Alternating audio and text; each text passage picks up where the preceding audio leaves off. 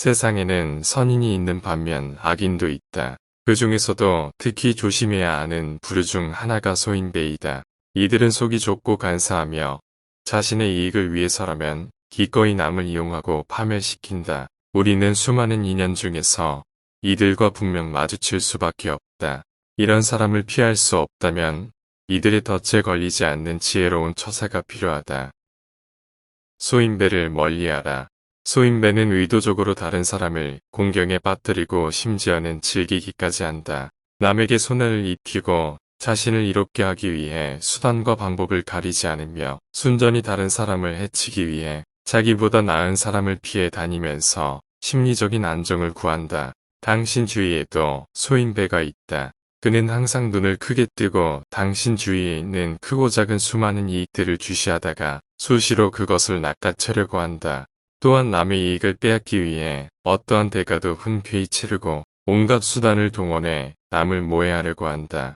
그래서 당신 같은 온순한 사람이 소인배들의 모해를 참아내는 것은 어렵다. 그러나 그의 꼬리는 언젠가 만천하에 발각되고 말 것이다. 소인배는 다른 사람의 흠을 귀신같이 잡아내기 때문에 사소한 은혜나 오란을 위해서는 어떠한 일이든 서슴지 않고 행동으로 옮긴다. 따라서 소인배를 대할 때는 모종의 방법을 가지고 있지 않으면 안 된다. 당나라 때의 이림보라는 사람은 현종을 그림자처럼 따라다니던 간신이었다. 그는 도량이 매우 좁았기에 다른 사람이 현종의 총애를 받는 것을 용납하지 못했다.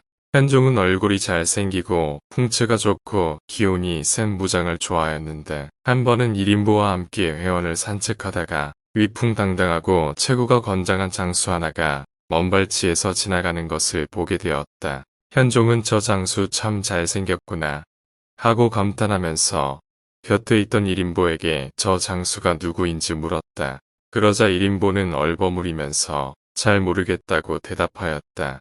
이림보는 현종이 그 장수를 좋아하게 될까봐 걱정이 앞섰던 것이다.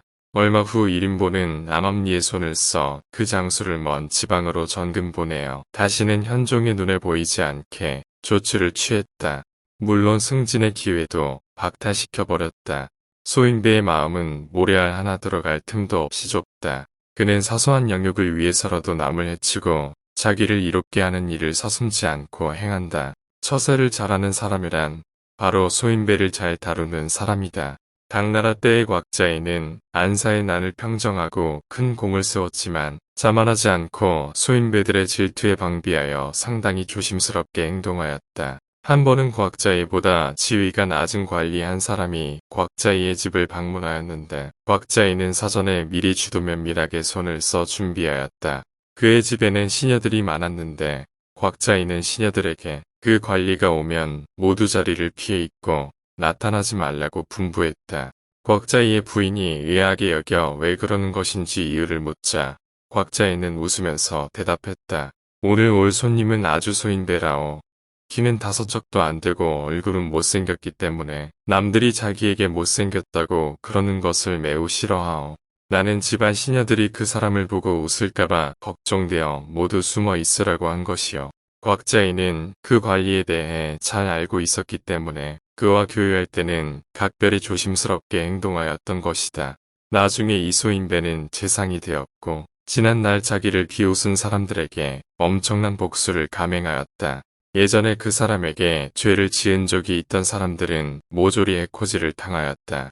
그러나 유독 곽자이에게만은 존경을 표하며 털끝 하나 건드리지 않았다.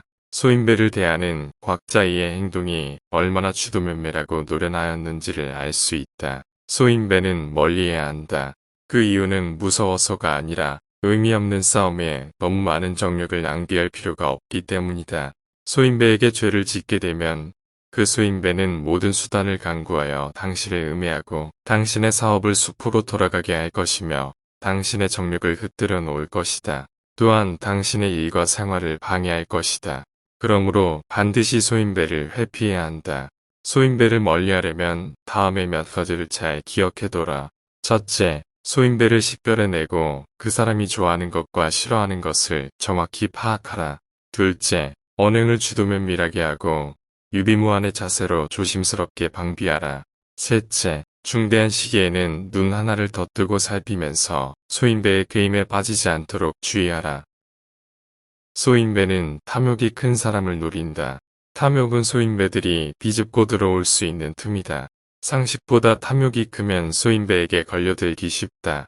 그래서 똑똑한 사람, 세상을 잘 안다고 생각하는 사람이 더 쉽게 소인배에게 휘둘린다.